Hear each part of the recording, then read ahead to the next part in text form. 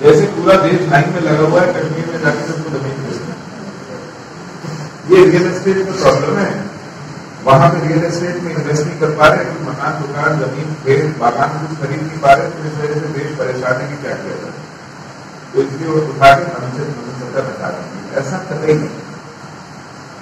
तो इन्होंने कहा बिल्कुल ठीक, हमने अपने संविधान में एक ऐसा प्रावधान डाला,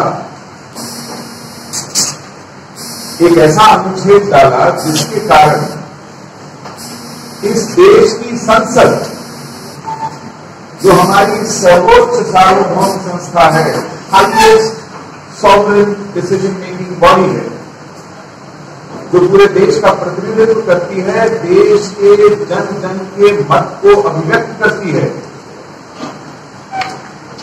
उस संसद के अधिकार क्षेत्र से हमने कश्मीर को बाहर रखा।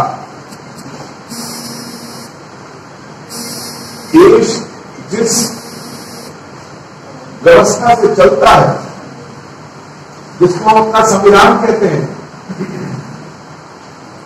जो पूरे देश के चप्पे चप्पे पर लागू होता है, उसके प्रभाव से हमने कश्मीर को बाहर रखा और संसद और संविधान के अधिकार क्षेत्र से बाहर रखने की जो व्यवस्था है, उसको हम अनुच्छेद 370 आर्टिकल 20 कहते हैं। ये इतनी बड़ी बात है।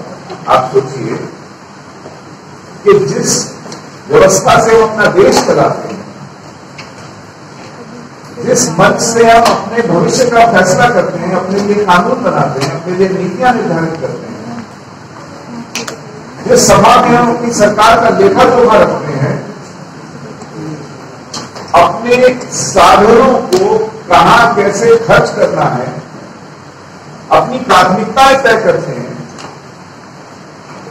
उस सदन, उस संसद और उस पुस्तक, वो संविधान, वो कश्मीर के विषय में पंगु है, नपुंसक है, ऐसा कहती है, ऐसा कहता है ये प्रावधान या अनुच्छेद 370।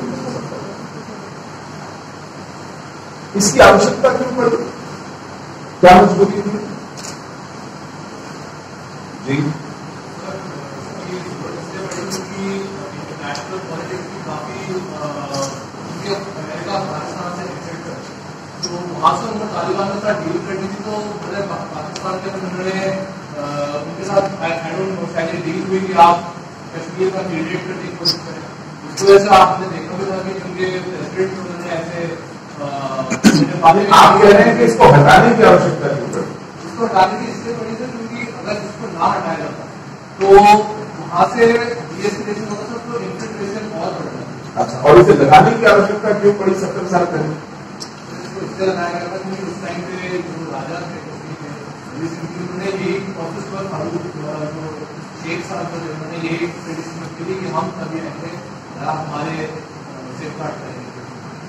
यही एक सबसे बड़ा भ्रम और झूठ फैलाया गया, बार बार बोला गया कि कश्मीर, जम्मू कश्मीर राज्य का भारत में विलय इसी पर आधारित है।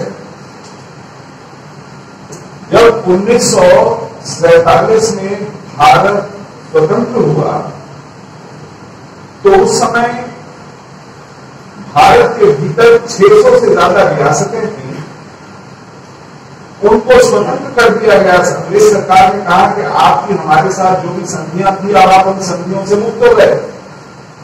उन संधियों में उनका रिश्ता अंग्रेज के साथ था, अंग्रेज से मुक्त हो गए तो अब कहां जाए? तो अंग्रेज ने कहा आपको मर्जी है, आप जहां मर्जी जाए, भारत में जाए, पाकिस्तान में जाए। तो अलग अलग रियासतों के पास ये अधिकार था। उस अधिकार का प्रयोग करते हुए जम्मू कश्मीर के महाराजा हरि सिंह ने भारत में विलय करने का फैसला किया और वो विलय हुआ 26 अक्टूबर 1947 को। ठीक है, तब भारत का संविधान बना नहीं था, लेकिन जम्मू कश्मीर राज्य का भारत के संघ में विलय हुआ 26 अक्टूबर 1947 को। संविधान बनने की प्रक्रिया पूरी हुई 26 नवंबर 1949 को, यानी 2 साल और 1 महीने बाद। वो संविधान लागू हुआ 26 जनवरी 1950 को, यानी 2 साल और 3 महीने बाद। तो अगर अनुच्छेद 370 2 साल और 3 महीने बाद आता है, तो इन 2 साल और 3 महीने में जम्मू कश्मीर राज्य भारत का हिस्सा था कि नहीं था? और तब अनुच्छेद 370 कहीं नहीं था। तो कैसे हो सकता है कि अनुच्छेद 370 के आधार पर जम्मू कश्मीर भारत का हिस्सा बना? बिल्कुल गलत था। तो ये बात कहना कि 370 एक कंडीशन प्रीरेक्विजिट, एक आधार है, एक शर्त है जिस पर जम्मू कश्मीर राज्य भारत का हिस्सा बना, ये सरासर गलत है, ये झूठ है, ये कपट है, ढोंग है। और ये झूठ इसी से सिद्ध होता है कि 370 का जन्म और जम्मू कश्मीर राज्य का विलय, इसमें बहुत बड़ा समय का अंतर है। इस कारण ये कनेक्टेड नहीं है। ये बात समझनी बहुत जरूरी है। तो एक तो ये आधार नहीं था विलय का। विलय उन्हीं शर्तों पर हुआ जिन शर्तों पर नवाब भोपाल ने विलय किया, जिन शर्तों पर ग्वालियर के सिंधिया ने विलय किया, जिन शर्तों पर महाराजा पटियाला ने विलय किया, जिन शर्तों पर 550 से ज्यादा रियासतों ने भारत में विलय किया। बिल्कुल फुल स्टॉप और कॉमा का फर्क नहीं, एक फॉर्मेट है, डॉक्यूमेंट है। उस डॉक्यूमेंटेड फॉर्मेट, उसी बिल्कुल वैसे का वैसा हूबहू सबने उसी आधार पर रियासतों ने भारत में विलय किया। कश्मीर के लिए कोई विशेष शर्त, कोई विशेष आधार नहीं था। ये दूसरा सच है। एक 370 आधार नहीं था, दूसरा ऐसा कोई भी आधार नहीं था कश्मीर के लिए विशेष जो बाकी रियासतों को न दिया गया। तो सब ने एक ही आधार पर, उन्हीं शर्तों पर वैसे ही डॉक्यूमेंट पे हस्ताक्षर करके भारत में विलय किया। ये बातें समझने, याद रखने वाली हैं, क्योंकि इस विषय पर चर्चा बहस होती रहेगी। हम एक फ्री डेमोक्रेसी है, हमें अपने अपने मत, अपने अपने विचार रखने की स्वतंत्रता है, लेकिन उन विचारों को, उन मतों को, उन बहसों को करने के लिए हमें तथ्य चाहिए। हम झूठ पर, प्रोपेगेंडा पर वो बहस नहीं चला सकते और निष्कर्ष नहीं निकाल सकते। तो इसलिए आप लोग एक यूनिवर्सिटी में पढ़ने वाले स्टूडेंट्स जो इस देश के कर्णधार होने जा रहे हैं और एक मुक्त चिंतक समाज का एक इन्फॉर्म्ड ओपिनियन, इन्फॉर्म्ड सिटीजन नागरिक होने जा रहे हैं, तो ये आप पर एक बहुत बड़ा उत्तरदायित्व है कि सच को, तथ्यों को संभालें और इन विषयों पर एक सकारात्मक और एक इन्फॉर्म्ड बहस चलाएं।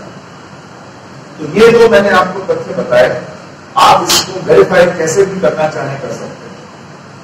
तीसरी चीज, अब अगर ये बाद में भी आया तो क्यों आया, इसकी आवश्यकता क्यों पड़ी, इसके ऊपर कोई ओपिनियन मैं जानना चाहूंगा आपसे। I like to be interactive.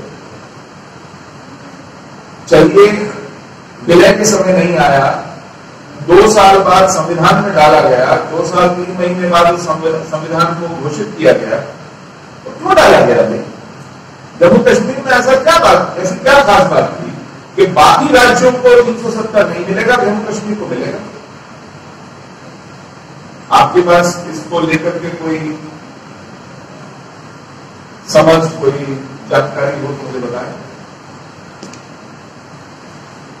Anyone, even if you have a guess, अगर आप कोई अटकल भी लगाना चाहें तो सलाह मिलेगी, आप बोल सकते हैं। क्या हो सकता है आपके विचार में, क्या कारण हो सकता है? जी सर, क्योंकि जहां तक गैस कर रहा हूं कि यूएन में चला गया था ये केस तो 370 उसको इंडिपेंडेंट मतलब ऑटोनॉमी देने के इसलिए शायद लागू किया हुआ है। इंडियन गवर्नमेंट उसको ऑटोनॉमी दे रहा है कि इस तरीके से। आपको पता है यूएन में हैदराबाद का केस भी गया था, हैदराबाद रियासत का केस भी यूएन में गया, तब तो हमने बात मिलेंगे। मुझे थोड़ा बहुत पता है, नेहरू जी ने ऑल इंडिया रेडियो में रातों-रात ये चीज बताई थी कि अब जो कश्मीर है ये डिस्प्यूटेड एरिया है इंडिया और पाकिस्तान के बीच में, तो उस वजह से ये। आपके पास उसका ट्रांसक्रिप्ट है उस रेडियो ब्रॉडकास्ट का, या आपने इसका कहीं से हवाला सुना है? सर मैंने यूट्यूब पे काफी सारी इस पर सर्च की है, तो उसी में एक नहीं, आप ठीक कह रहे हैं, आप गलत नहीं कह रहे हैं। मैंने भी ऐसा पढ़ा और सुना है कि नेहरू जी ने एक नहीं 2-3 जगह ऐसा कहा है। जी आप कुछ कहना चाह रहे हैं, आपका नाम बताइए। बोलिए शिवा। पाकिस्तान में कश्मीर में हमला कर दिया था, तो जब राजनाथ सिंह ने कहा था भारत के लिए तो हमें बचाओ, तो इसीलिए जो उस समय जो प्रधानमंत्री थे जवाहरलाल नेहरू उन्होंने राजा हरि सिंह का साथ दिया था, और जो एलओसी है वो इंडिया की तरफ आती थी, और जो टीओसी है वो पाकिस्तान में उनका कब्जा कर लिया था। फिर कुछ समय बाद जो फारूक अब्दुल्ला है और उमर अब्दुल्ला है उनके जो और उन्होंने कहा था कि मैं पाकिस्तान के साथ चला जाऊंगा, तो ये मसला था, तो अमेरिका में यूएस चला गया था, तो फिर उन्होंने कहा था कि तुम मुझे कुछ स्पेशल राइट दो या कुछ मुझे विदेश राज का दर्जा दो जिससे मैं पाकिस्तान रहूँ। फिर जवाहरलाल नेहरू ने 370 दिया था कि तुम इसी साइड रहो, मैं इसे 370 ले जाऊंगा। लेकिन इसमें कुछ बातें समझ में आती हैं कि साहब शेख अब्दुल्ला ने कहा कि हमें 370 दो, कुछ विशेषाधिकार दो, वरना पाकिस्तान चला जाता है ना, पाकिस्तान के साथ चले जाएंगे, भारत छोड़ देंगे। हाँ, आप जो कह रही हैं वो एक धारणा है, और वो ऐसा नहीं है कि गलत है, लेकिन आपसे ये मालूम होना चाहिए कि एक बार यदि किसी स्थान का विलय भारत में हो जाता है तो वो इरिवर्सिबल होता है। ये उस विलय का प्रावधान है कि ये जो फैसला लिया गया है, निर्णय लिया गया है, आप विलय का पत्र पढ़ेंगे, एक्सेशन डॉक्यूमेंट पढ़ेंगे, वो खुद कहता है कि ये इरिवर्सिबल है, इसको बदला नहीं जा सकता, इसको कोई नहीं बदल सकता, ये उसका प्रावधान है। ऐसा नहीं कि आज आपने विलय कर लिया, कल आपको लगा के साथ नहीं, मुझे तो वहां पर कुछ ज्यादा मिल रहा है तो वहां चले गए, फिर वहां के मन नहीं भरा, यहां से कुछ और मिल लिया तो यहां पे, ऐसा नहीं है। ये बुढ़े बुढ़ियों का खेल नहीं है, ये ऑनलाइन शॉपिंग नहीं है कि साहब मंगाया, खरीदा, पैसे दिए, पसंद नहीं आया तो हमने कहा चलिए ना ये लौटा दीजिए, पैसे वापस कीजिए या इसके बिना हम ड्रॉप खरीद लेते हैं, ये सीन नहीं है। विलय accession was irreversible, and nobody, least of all Sheikh Abdullah, had any right to even contemplate altering the conditions of accession. वो उन शर्तों में भी सुधार नहीं कर सकते थे, लेकिन हाँ, धमकी देने में किसी को कोई रोक सकता है? तो दियो कि उन्होंने नेहरू को धमकी, या बोला होगा कि ऐसा है मुझे जितना विशेष ऑफर करना है, आपको कुछ कहना है? सॉरी, हम गए name please. Akshar, you absolutely right. Nehru, I remember Lal Chowk में मीटिंग थी, शेख अब्दुल्ला ने खड़े होकर के कहा पब्लिक मीटिंग में बड़े लोगों के साथ, कश्मीर ने अपने मुस्तकबिल का फैसला कर लिया है, जम्मू कश्मीर रियासत ने हिंदुस्तान के साथ इल्हाक कर लिया है, इल्हाक, मर्जर, एक्सेशन कर लिया है, हमने चुन लिए हैं अपने ऑप्शन में से। फिर जवाहरलाल नेहरू खड़े होकर कहते नहीं नहीं नहीं नहीं नहीं, आप चिंता मत कीजिए, आपने फैसला कर दिया होगा, लेकिन हम फिर आपके पास आएंगे पूछने के आपका क्या फैसला है। लोग बड़ा हैरान थे, क्या हो रहा है? हम लोग कह रहे हैं कि हमने तो फैसला कर दिया है, हमने अपना भविष्य चुन लिया है, और हमने एक जबरदस्त फैसला किया है अपने भविष्य के लिए कि हम भारत के साथ कश्मीर, जम्मू कश्मीर को जोड़ने जा रहे हैं। लेकिन ये भारत का प्रधानमंत्री कुछ और कह रहा नहीं, हम आपके पास वापस आएंगे पता करने के लिए कि आपका क्या फैसला है। मेरे पास उनका एक इंटरव्यू है, किनका, पंडित जवाहरलाल नेहरू का। मैं अभिषेक जी को वो फॉरवर्ड कर दूंगा। ये मई 1964 का इंटरव्यू है, यानी उसी महीने का जिस महीने उनका निधन हुआ था, यानी मृत्यु से कुछ हफ्ते पहले की बात है। अमेरिकन जर्नलिस्ट को इंटरव्यू है, टीवी इंटरव्यू है, उसमें अपनी जुबान से बोल रहे हैं और वो कहते हैं कि आई नेवर ऑफर्ड प्लेसिड। वो कहते हैं हाँ, मैंने ये कहा था कि मैं आपकी राय पूछने आऊंगा, हम कोई मैकेनिज्म निकालेंगे जिससे हम आपकी राय पता करें। और हमने वो राय पता की। कैसे राय पता की? उन्होंने कहा कश्मीर में चुनाव हुआ, उस चुनाव में कश्मीर ने अपनी कंस्टिट्यूएंट असेंबली संविधान सभा चुनी। उस संविधान सभा ने खुद को एक संविधान दिया जम्मू कश्मीर राज्य को, और उस संविधान के सेक्शन 3 में लिखा कि Jammu and Kashmir is an inalienable part of India.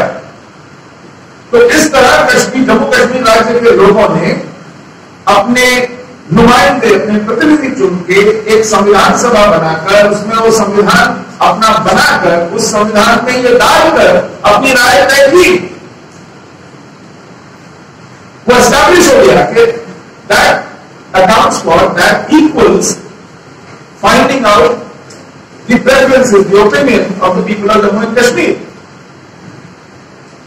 ये वो अपने मुंह से कह रहे हैं, टेप पर कह रहे हैं, और आप कभी चाहें तो उसको प्रोजेक्ट करके जिस चीज को संशय हो सुना दे उनकी अपनी आवाज में।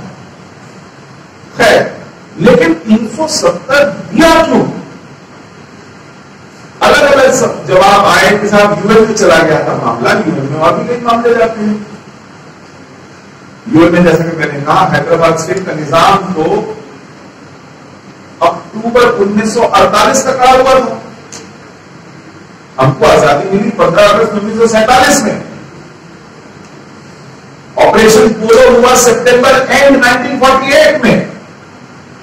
13 महीने तक निजाम खड़ा हुआ था और ये मामला यूएन चला गया था।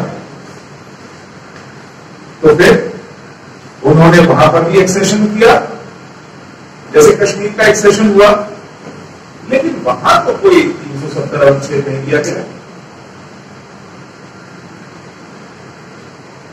आज भी जब नेता कहते हैं कि हमें 370 चाहिए ही चाहिए, इसको मत हटाइए, कश्मीर के कुछ लोग हैं ना, नेता लोग, वो क्या कारण देते हैं, क्यों हमें एक खास स्टेटस, एक विशेष दर्जा मिला? वो कहते हैं कि हमें मुस्लिम मेजॉरिटी स्टेट है, आप एक हिंदू मेजॉरिटी इंडिया है।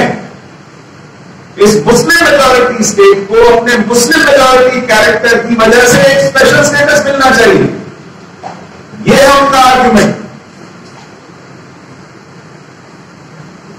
और मुझे भी यही लगता है कि नेहरू जी ने इसी घुड़की के चलते, इसी दबाव के चलते ये कंसेशन दिया।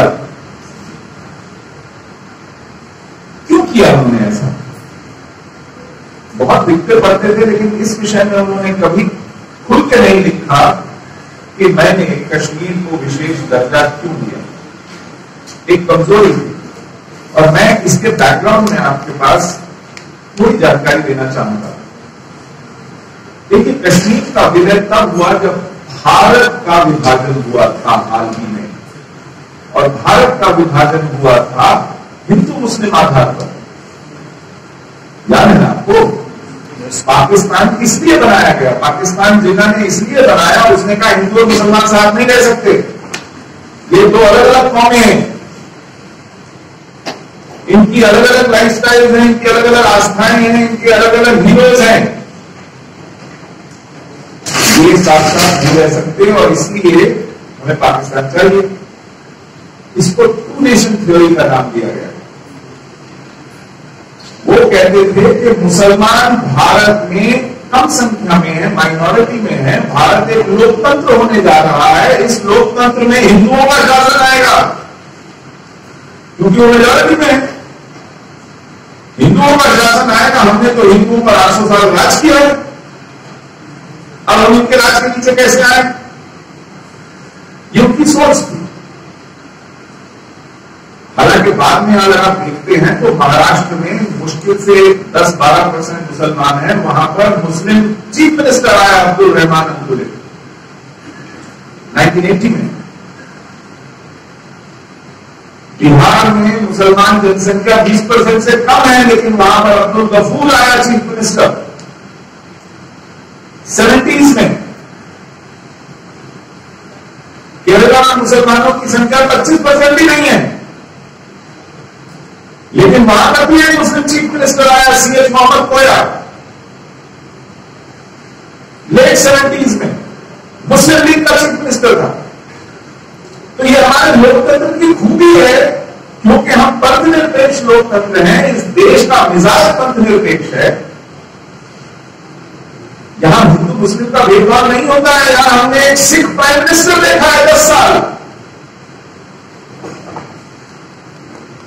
हमने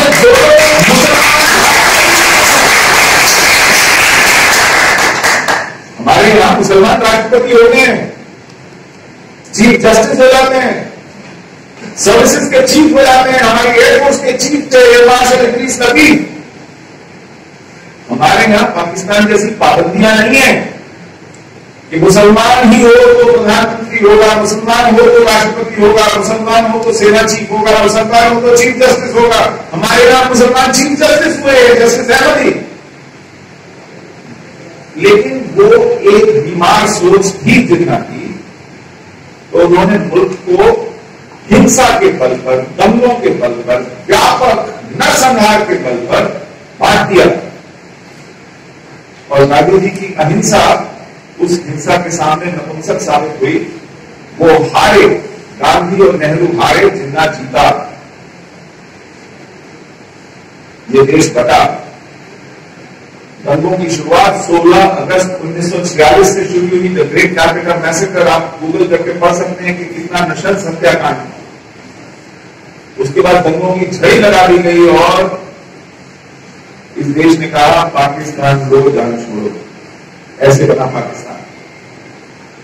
ऐसे में जब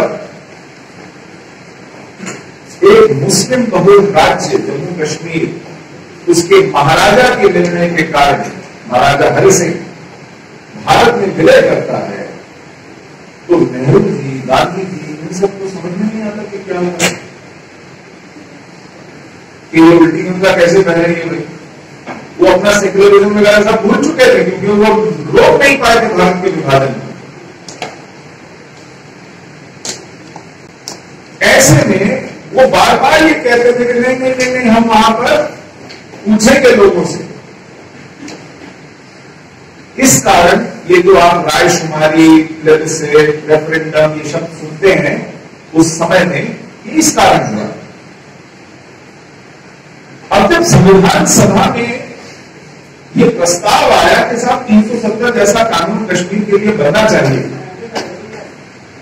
तो जो लोग उस प्रस्ताव को लेकर के डॉक्टर भीमराव अंबेडकर के पास पहुंचे, डॉक्टर भीमराव अंबेडकर संविधान सभा की ड्राफ्टिंग कमेटी के चेयरमैन थे और वो भारत के पहले कानून मंत्री थे। जब शेख अब्दुल्ला ने ऐसी मांग की तो नेहरू जी ने कहा जाके डॉक्टर अंबेडकर से मिलिए, बात कीजिए, वो आपको कानून का ड्राफ्ट बना के दे देंगे। डॉक्टर भीमराव अंबेडकर ने जब देखा तो उन्होंने खुद अपने लफ्जों में ये कहा, उन्होंने शेख से कहा, शेख अब्दुल्ला से, you want India to feed you, आप चाहते हैं कि हम आपको अन्न दें, भोजन खाना दें, हम आपकी सड़कें बनाएं, आपके पुल बनाएं, हम आपकी सीमाओं की रक्षा करने के लिए सेनाएं तैनात करें, लेकिन बदले में इस देश का कश्मीर राज्य पर कोई अधिकार न हो। आपका कश्मीर में रहने वालों का समूचे देश में सब अधिकार हो, लेकिन बाकी के देश का कश्मीर पर कोई अधिकार ना हो। मैं ऐसा राष्ट्रद्रोह नहीं करूंगा और उन्होंने साफ ऐसा कानून बनाने से इनकार कर दिया जिस महापुरुष के नाम पर यह विश्वविद्यालय है। मैं उसकी स्मृति को नमन करता हूं, ऐसा राष्ट्रवादी था।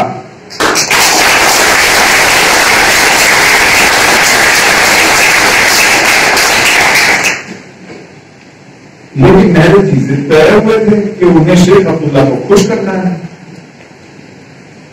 शेख अब्दुल्ला से ऐसी दोस्ती थी कि जिस महाराजा ने बिना शर्त भारत के साथ विलय किया था, क्योंकि शेख अब्दुल्ला को बुरा लगता था, तो उनको उससे बहुत अच्छा नहीं लगता था, उसको देश निकाला दे दिया था।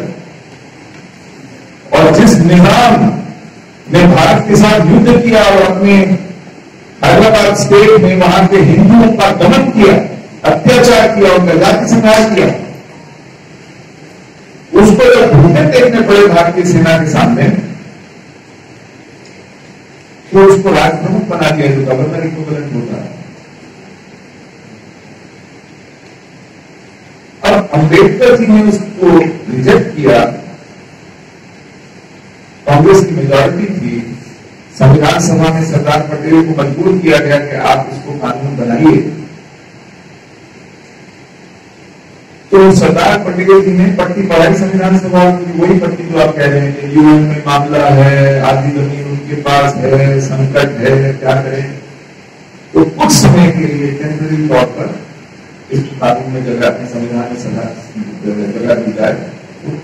दो शब्द लगाए गए, टेम्पररी एंड ट्रांजिएंट, इस प्रोविजन को डिफाइन करने के लिए। और जब ये लगाए गए तो पूरी संविधान सभा ने एक मत से, बिना किसी डिसेंट के, कैबिनेट के, किसी अपवाद के, इसको एक्सेप्ट किया अपने कॉन्स्टिट्यूशन में एज टेम्पररी प्रोविजन। यानी शेख अब्दुल्ला ने भी इसको टेम्पररी ही माना और उस पर हस्ताक्षर किए, इसीलिए एक पद से कहते हैं वो पास हुआ एज टेम्पररी प्रोविजन। वजह यह थी कि वो कह रहा था कि ये मुस्लिम बहुल राज्य है। अब अगर आपने भारत और पाकिस्तान का विभाजन इस शर्त पर होना मंजूर किया कि हम म्यूटेशन थ्योरी में विश्वास नहीं रखते हैं, हम धर्म देखकर फैसला नहीं करेंगे, तो आप पूरे देश में एक सेक्युलर, एक डेमोक्रेटिक, कॉन्स्टिट्यूशनल रिपब्लिक बनाने चले हैं, तो कश्मीर में इसका अपवाद क्यों बनाते हैं? मजहब के नाम पर ऐसा क्यों करते हैं? ये एक बहुत बड़ी डायकोटमी है, एक बहुत बड़ा विरोधाभास है जो नेहरू जी ने छुपते हुए, ढकते हुए कश्मीर की व्यवस्था में, कश्मीर के संविधान में डाला, केवल और केवल वहां की मुस्लिम मेजॉरिटी का तुष्टीकरण करने के लिए, उन्हें खुली छूट देने के लिए। ऐसा करके उन्होंने फिर से जिन्ना के उस सिद्धांत को सही साबित करने की कोशिश की जो कहता है कि हिंदू और मुसलमान एक व्यवस्था में नहीं रह सकते। ऐसा करके उन्होंने भारत की भूमि पर एक पाकिस्तान बना डाला, क्योंकि यही था ना कि राष्ट्रीयवाद का सिद्धांत कि कश्मीर में मुसलमान क्योंकि बहुमत में है, इसलिए उनके लिए अलग संविधान होगा, इसीलिए उनका अलग झंडा होगा, इसीलिए उनके मुख्यमंत्री को प्रधानमंत्री कहा जाएगा, इसीलिए वहां जाने के लिए शेष भारत के नागरिकों को परमिट लेना पड़ेगा। ये सब प्रावधान थे। इसीलिए भारत की संसद वहां नहीं चलेगी, भारत का संविधान वहां नहीं चलेगा, भारत के 100 से ज्यादा कानून वहां नहीं लगेंगे। तो जब आप अपने संविधान में ऐसे प्रावधान लगाकर कह रहे हैं कि कश्मीर इतना अलग है भारत से, तो फिर किस मुंह से उन अलगाववादियों का मुकाबला करेंगे आप? फिर तो अलगाववादी कहेंगे आप ही कह रहे हैं कि हम अलग है, आप ही ने ऐसे कानून बनाए, ऐसी व्यवस्थाएं की है। इसीलिए कश्मीर आज अलग होता दिख रहा है, क्योंकि हमने ऐसी व्यवस्था की है और उस व्यवस्था को पोषित किया है, और इसके चलते वहां की 3, 4, 5% जैसी छोटी माइनॉरिटी हिंदुओं को बाहर निकलना पड़ा, जाति संहार झेलना पड़ा, बड़े बड़े नरसंहार झेलने पड़े, क्योंकि आपने कश्मीर को एक ऐसी व्यवस्था दी जहां देश की सुप्रीम कोर्ट भी नहीं चलती, देश के चुनाव आयोग की नहीं चलती थी, देश के कंट्रोलर ऑडिटर जनरल की नहीं चलती थी, इस देश की संसद की नहीं चलती।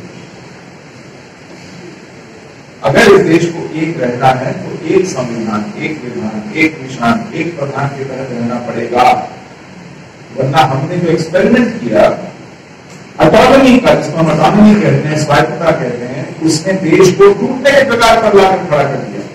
दो तरह की नागरिकताएं बना दी इस देश में, और उन नागरिकताओं के चलते मैं आपको एक छोटा सा उदाहरण दूंगा, आप हैरान हो जाएंगे। 1957 में कश्मीर में महामारी फैली, क्योंकि तब वहां की सिविल व्यवस्था इतनी अच्छी नहीं थी, सफाई कर्मचारियों की आवश्यकता पड़ती थी, और सफाई कर्मचारी हड़ताल पे चले गए। वो हड़ताल पर गए, महामारी जैसी स्थिति पैदा होने लगी, तो कश्मीर की सरकार ने पंजाब की सरकार से कहा कि हमें कुछ अपने सफाई कर्मचारी दीजिए। पंजाब सरकार ने कश्मीर को कहा कि आपके यहाँ तो नागरिकता का कानून ही अलग है, ये तो वहां के नागरिक भी नहीं होंगे, स्टेटलेस होंगे, और ऐसे में ये रहेंगे कैसे, पढ़ाएंगे कैसे बच्चों को, काम कैसे करेंगे। तो कश्मीर की सरकार ने कहा नहीं, हम इन्हें एक एग्जीक्यूटिव ऑर्डर के तहत प्रदेश का परमानेंट रेजिडेंट सर्टिफिकेट देंगे, उन्हें जम्मू कश्मीर का नागरिक मानेंगे। इसी आश्वासन पर पंजाब सरकार ने 200 से ज्यादा वाल्मीकि परिवारों को कश्मीर में सफाई कर्मचारियों के काम के लिए भेजा। ये 1957 की बात है। आज उन सफाई कर्मचारियों के बच्चे पढ़ लिख कर अपने करियर बनाना चाहते हैं, तो कश्मीर की व्यवस्था ने जानते हैं क्या कहा? उन्होंने कहा कि आपके बाप दादाओं को हम पंजाब से कश्मीर में सफाई कर्मचारी का काम देने के लिए लाए थे, अगर आप कोई और करियर अपनाते हैं तो आपसे प्रदेश की नागरिकता छीन ली जाएगी। आप इंजीनियर, डॉक्टर, वकील, आर्किटेक्ट, टीचर नहीं बन सकते, बैंक में क्लर्क भी नहीं कर सकते, क्योंकि 35A के माध्यम से तो हमको 370 के कारण मिला है। हम तय करेंगे कि हमारे प्रदेश का नागरिक कौन होगा। आप होते होंगे भारत के नागरिक।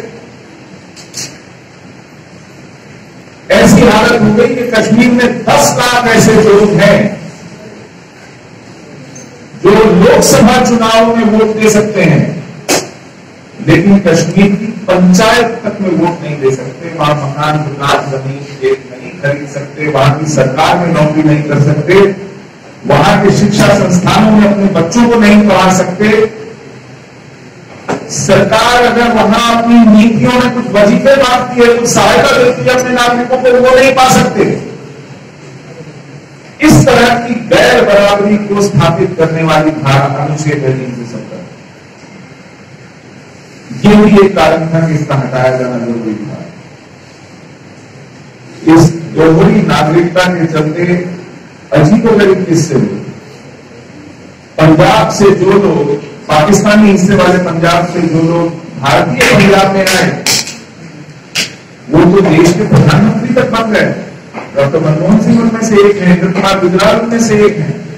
लेकिन जो लोग जम्मू कश्मीर राज्य में गए वो पंचायत के मेंबर तक नहीं बन सके, क्योंकि उन्हें नागरिकता के अधिकार से वंचित रखा गया।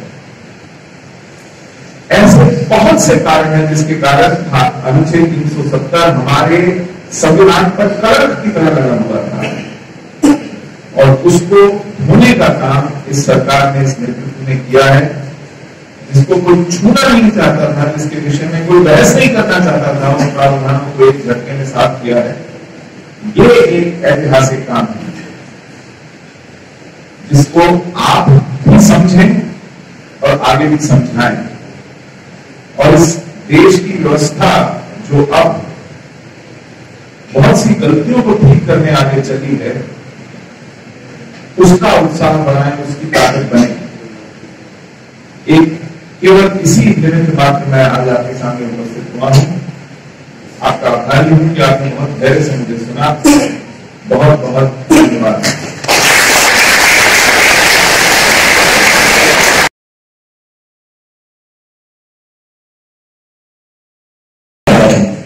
Before we allow Sushil sir to leave, if you have any questions, you can ask. Quickly. Do we have mic? Yeah, please.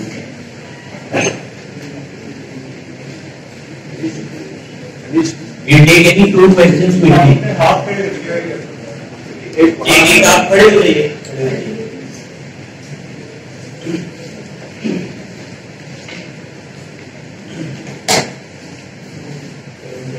जी आपने जो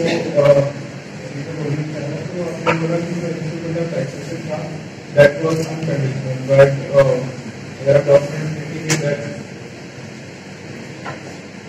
that is conditional, purely conditional, and Indian control over Kashmir was only exceeded 3 parts, that was expenditure, communication, and to the border security.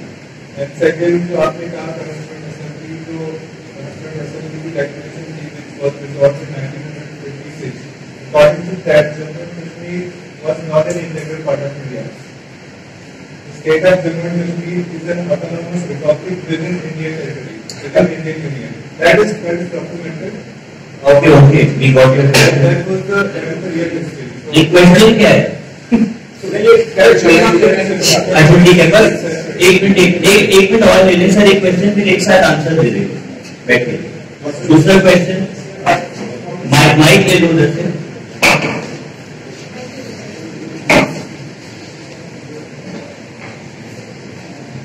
It's an honor having you here, and I have a few questions.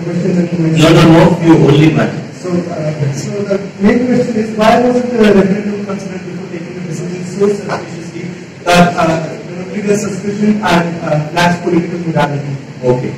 Two questions I will request. Then we have other expert also. Your question was, why wasn't the referendum taken? Considered For the state of Jammu and Kashmir. Before 370? Yeah, good question. Anyway. So you said two things, that it was conditional. What I said was there was no special condition for the state of Jammu and Kashmir. Those conditions were same for all territories that acceded to India. There were three conditions. All territories, all riyasats as we call them, all states, princely states who acceded to India, acceded on those three issues. Where did those three issues come from? You know, where was that document taken from? I will tell you. In 1945, there was a cabinet mission plan, Cripps Commission. In order to avoid the partition of India, they had come up with a plan that there will be three dominions. One of the dominions which eventually became West Pakistan, then another dominion which eventually became India, and third dominion which eventually became East Pakistan. These three dominions will be autonomous with a central government with these three powers. In order to avoid partition, that we will have a loose federal structure where there will be three components and they will have a central government, and this central government was to be given these powers. It was rejected because everyone said that such a weak central government will actually leave half a step away from partition. It will break up. The union will not survive. And this plan was wrong. When they were reconstituting India after partitioning India, what would be the basis of accession by different states, princely states? They borrowed that format and they said this is the format on which these princely states will accede in the absence of a constitution of that country. तो इन तीन शर्तों पर ये format accept किया गया कि चलिए साहब अभी फिलहाल एक्सेशन का काम करते हैं. तो जो शर्तें कश्मीर के एक्सेशन पे हैं वो वही शर्तें जूनागढ़ के एक्सेशन पे हैं, भोपाल के एक्सेशन पे हैं, पटियाला के एक्सेशन पे हैं. जिसने नहीं पढ़ा हो गूगल करके वो डॉक्यूमेंट निकाल सकता है. इसमें कोई फर्क नहीं है, फुल स्टॉप कॉमा तक का फर्क नहीं है, कोई स्पेशल कंडीशन नहीं है जेएनके के लिए।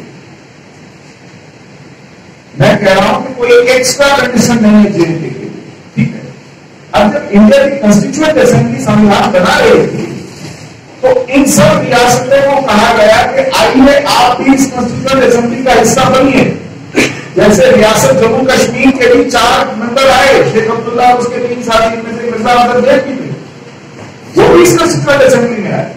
इस कॉन्स्टिट्यूएंट असेंबली ने तय किया कि हम जो देश बनाने जा रहे हैं उसको अगर स्टेबल और स्ट्रॉन्ग होना है, अपना कॉन्स्टिट्यूशन होना है, तो उसकी जो सेंट्रल गवर्नमेंट है उसके पास इन 3-4 पावर से काम नहीं चलेगा। इसलिए सबने एक मत से इस देश को एक संविधान दिया। उस संविधान के तहत 3 लिस्ट बनाई गई, state list, central list, concurrent list. State list और कंकरेंट लिस्ट में स्टेट्स के अधिकार दिए गए, सेंट्रल लिस्ट और कंकरेंट लिस्ट में सेंट्रल के अधिकार दिए गए, कंकरेंट लिस्ट में ओवरलैपिंग लिस्ट है जिसमें सेंट्रल और स्टेट के दोनों के अधिकार हैं। जैसे एजुकेशन है, हेल्थ है, ये सेंट्रल और स्टेट का कॉमन डोमेन है। लेकिन पुलिस है, सिक्योरिटी है, वो केवल स्टेट के पास है। लैंड है, वो केवल स्टेट के पास है। इस तरह कामों का बंटवारा किया गया और वो कॉन्स्टिट्यूशन उन सबने मिलकर बनाया जिन्होंने भारत के साथ विलय किया, एक्सीड किया, और तब उन्होंने उस एक्सेप्शन को ओवरराइड करते हुए अपने को एक कॉन्स्टिट्यूशन दिया। उस कॉन्स्टिट्यूशन को बनाने में जम्मू कश्मीर के शेख अब्दुल्ला और उसके 3 साथियों ने भी योगदान दिया। वो कॉन्स्टिट्यूशन जब बन के तैयार हो गया था, प्रियम्बल में बहस हो रही थी, तो वो शुरू होता है ना, the people of India give us a democratic Republic. वो जो प्रियम्बल तैयार हो रहा था तब ये बात आई कि साहब राज्यों को कुछ कंसेशन दिए गए। उस कंसेशन में ये कहा गया कि 370 एक प्रावधान दिया जाए जिसके तहत स्टेट की अपनी कॉन्स्टिट्यूएंट असेंबली और तो अपना कॉन्स्टिट्यूशन बनाई। तो स्टेट का कॉन्स्टिट्यूशन भी 370 के बाद आया क्योंकि 370 उसको अलाउ करता है। स्टेट का झंडा भी 370 के बाद आया क्योंकि 370 उसको अलाउ करता है। एक्चुअली वो दिल्ली एग्रीमेंट 1952 में हुआ, उसके तहत भी और कंसेशन दिए गए। 35 से 1954 में आया 16 मई को, और कंसेशन दिए गए। अपनी सिटीजनशिप डिफाइन करें तो ये सीरीज ऑफ कंसेशन इसलिए डाले गए क्योंकि पंडित जवाहरलाल नेहरू को लगता था कि जो बाजी वो 1947 में पार्टीशन प्रिवेंट न कर पाने के कारण हारे हैं, उन्होंने 1940 से 1946 तक 7 साल कांग्रेस के प्रेसिडेंट मौलाना अब्दुल कलाम आजाद को बनाए रखा। ये वो साल थे जब देश में इंडिपेंडेंट मूवमेंट नहीं चल रही थी, पार्टीशन मूवमेंट चल रही थी। क्योंकि मुस्लिम लीग ने कहा कांग्रेस एक हिंदू पार्टी है, इसके हाथ में मुसलमानों का भविष्य सुरक्षित नहीं है, तो फटाक से कांग्रेस ने अपना प्रेसिडेंट एक मुसलमान बना दिया, कहा तो हम भी मुसलमान पार्टी हो गए। तो मुस्लिम लीग ने कहा कि show boys of the Congress, ये दिखावटी मुसलमान है कांग्रेस के पास।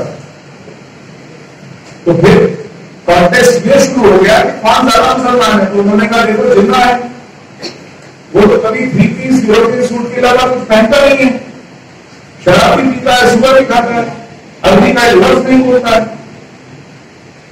और हमारा प्रेसिडेंट देखो दाढ़ी टोपी वाला मुसलमान है, तुर्की टोपी लगाता है, मक्का लगाया हुआ है, फराटे का अरबी बोलता है, कुरान की आयतें ऐसे झड़ती है मुझसे कि एक लफ्ज देना नहीं अरबी का बोल सकता। नमाजी मुसलमान है, 5 जगह दिन में नमाज पढ़ता है, मौलाना है भाई। तो कॉन्टेस्ट ये शुरू हो गया कि कौन ज्यादा मुसलमान है। ये नहीं कांग्रेस ने ये नहीं मुंह पे कहा मुस्लिम लीग के कि आप सांप्रदायिक हैं, आप मजहब के नाम पर देश बांटने चले हैं, आप रिग्रेसिव हैं, आप देश को 1400 साल पीछे खींच कर ले जाना चाहते हैं। ये नहीं कहा। जब फिर भी बात नहीं बनी तो अब कश्मीर को एक एग्जाम्पल की तरह दिखाना चाहने लगे देश के मुसलमानों को, कश्मीर के मुसलमानों को, और जो पाकिस्तान चले रहे थे मुसलमान, उनको ये बताने के लिए कि देखिए साहब जिन्ना आपको क्या दे सकेगा जो मैं हिंदुस्तान में जम्मू कश्मीर जैसे स्टेट के मुस्लिम बहुल राज्य को दे रहा हूं। इसलिए 370 चीज आई और जो भी कंडीशंस थी उसको हमारे संविधान ने प्रक्रिया के तहत ओवरराइड किया।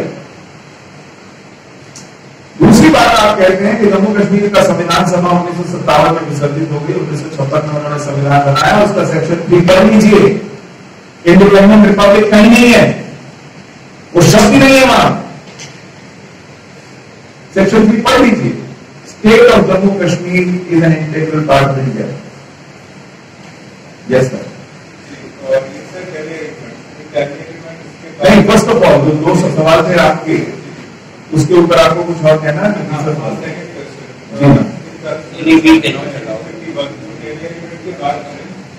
उसमें लिखा है, उसमें जो this is particularly mentioned that state of Jammu and Kashmir is N autonomous Republic with in. अब आप दिल्ली एग्रीमेंट पे आ गए, पहले कह के कॉन्स्टिट्यूशन में लिखा है जम्मू कश्मीर के। असेंबली ने कहा। भाई साहब, मैं कह रहा हूं कि शेख अब्दुल्ला ने 1951 में अपने पहले भाषण में कॉन्स्टिट्यूएंट असेंबली को ये कहा कि we are independent republic in the republic of India. This is an oxymoron. आपको पॉलिटिकल साइंस के किसी कॉन्सेप्ट में ये समझ में आता है कि there is a republic into which there is an independent republic. Anti national हो जाता है। जो आर्टिकल 370 में कहते हैं आर्टिकल 370 नहीं रखना चाहिए कंट्री के अंदर, तो सर आप ऐसे लोगों से कैसे डील किया जाए, ऐसे लोगों से जो आपके आसपास हैं, चाहे वो आप यूनिवर्सिटी में हो जाते हैं आपको। देखिए, हम लोग यहाँ बात कर रहे हैं एक स्वस्थ लोकतंत्र के लिए एक स्वस्थ बहस, तथ्यों पर आधारित बहस, तर्कों पर आधारित बहस, उसका स्वागत होना चाहिए। तो जो अभी इस मत के हैं कि 370 नहीं रखना चाहिए, हम उनके साथ बात करें, पूछें, तथ्यों के आधार पर पता करें कि ऐसा क्यों है। अगर 370 कश्मीर के लिए ठीक है तो फिर तमिलनाडु के लिए ठीक क्यों नहीं, फिर महाराष्ट्र के लिए ठीक क्यों नहीं, फिर पूरे देश में क्यों नहीं हो, कश्मीर में ही क्यों हो। और अगर उसका आधार सांप्रदायिक है तो फिर हम अपने आप को कॉन्फिडेंट कैसे कह सकते हैं। तो इस तरह तथ्यों पर, तर्कों पर आधारित बहस होनी चाहिए। We cannot dig in like a mule and जो मैं कह रहा हूं वही ठीक है, जो आप कह रहे हैं वो गलत है, तो वो बहस नहीं हो सकती। आप तथ्य लाइए, आप तर्क लाइए, आप संदर्भ लाइए, रेफरेंसेस लाइए और उसके आधार पर बात कीजिए, और उस स्वस्थ बहस में से भ्रम और भ्रांतियां दूर होती हैं। इसलिए संस्कृत में कहते हैं वादे वादे जायते तत्व बोधाहा। जैसे हम संवाद करते हैं, वाद करते हैं तो हम जायते पैदा होता है तत्व बोध, the realization of truth. So to realize truth, we must engage in conversations, we must interact, and we must encourage dialogue. But all that must be based on facts, must be based on logic, must be based on historically proven references, must be based on honesty. It cannot be because I say so, because I have heard so. Anyway. Okay, we would like to thank. Yes, ma'am. The only place which movies have to Could you please Mic louder? Yes. And identify yourself, please. My name is Zarka. Alta. Zarka. Okay. Sir, the only reason which we had movies have in India was to have to slavery. Louder, please, and slower and louder. India illegally occupied Kashmir. Now, next time we get a question, make sure we say Indian occupied Kashmir. Okay. Is that all you want to say? Yeah, it was enough. Okay, thank you. Fine. We would allow Sushil sir to leave because he has another program in JNU. Thank you so much for your patience.